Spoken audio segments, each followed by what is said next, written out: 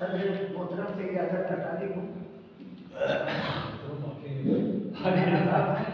इसलिए मैं इनकी नज़्म चालन से कर रहा हूँ।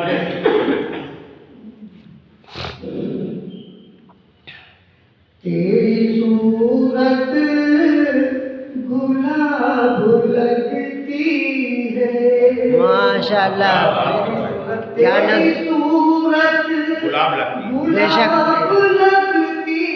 है, बेशक मेरी आँखों का ख्वाब लगती है,